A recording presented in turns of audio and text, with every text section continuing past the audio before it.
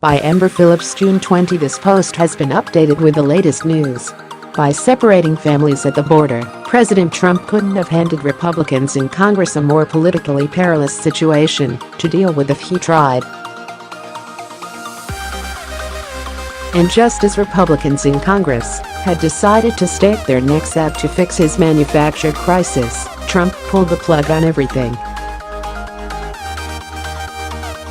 He indicated Wednesday he'll do what Democrats and some Republicans have been asking him to do all along: pick up his pen and end his administration's weeks-old and incredibly controversial policy of separating families at the border.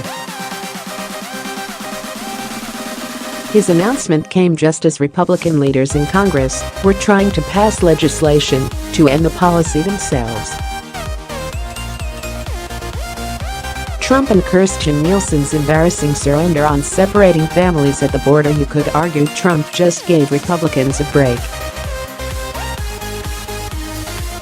Less than 5 months before an election where they could lose one or both chambers, Trump was forcing them to deal with the last thing they want to touch right now: immigration.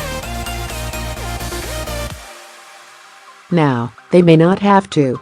But Trump also left Republicans hanging on whether they should take politically risky votes Thursday to protect undocumented immigrants brought to the country as children, known as dreamers. Protecting them from deportation was the original reason for the two bills proposed in the House.